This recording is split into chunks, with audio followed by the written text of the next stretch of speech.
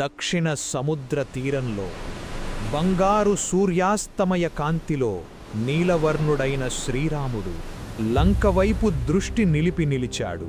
పక్కనే భక్తితో లక్ష్మణుడు, వినయంతో హనుమంతుడు, వెనుక ధర్మయుద్ధానికి సిద్ధమైన వానర సైన్యం. ఇది యుద్ధానికి ముందు క్షణం కాదు, ఇది ధర్మం నిలబడిన క్షణం. ఆ వేళ ఒక చిన్న ఉడుత తన శక్తి మేర రాళ్ల మధ్య ఇసుకను నింపుతోంది. ఆ చిన్న సేవను గమనించిన శ్రీరాముడు కరుణతో దానిని తన చేతుల్లో ఎత్తుకుంటాడు. నీల దివ్య కాంతి నుంచి బంగారు వెలుగు విరజిమ్ముతుంది. భక్తికి పరిమాణం లేదని లోకానికి తెలిపాడు. అహంకారంతో నిండిన ఓ వానరుడు ఆ ఉడుతను నిర్లక్ష్యంగా తోసేస్తాడు.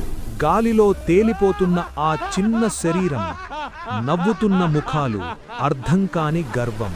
దూరంలో ఇది చూస్తూ వేదనతో శ్రీరాముడు, లక్ష్మణుడు, హనుమంతుడు పడినా ఆగలేదు. ఆ ఉడుత మళ్లీ లేచి మళ్లీ ఇసుక తెచ్చింది. పెద్ద రాళ్ల మధ్య చిన్న సేవను నింపుతూ నిశ్శబ్దంగా ధర్మాన్ని నిర్మించింది.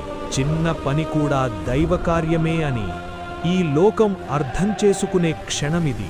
వేలాది వానరులు పర్వతాలంత రాళ్లు మోస్తూ సముద్రంలోకి దిగారు. హనుమంతుడి నాయకత్వంలో ధర్మసేతు రూపుదిద్దుకుంది. నీరు చీలింది, శ్రమ కలిసింది, సేవ సేతువుగా మారింది. సేతువు చివర నిలబడి ధనుస్సు పట్టుకున్న శ్రీరాముడు లంకవైపు చూస్తూ ఇలా అన్నాడు: బలం కాదు, పరిమాణం కాదు, ధర్మంతో చేసిన ప్రతి చిన్న పని చరిత్రను మార్చగలదు. ఇది ఒక కథ కాదు, మన జీవితం కోసం ఇచ్చిన మార్గదర్శకం.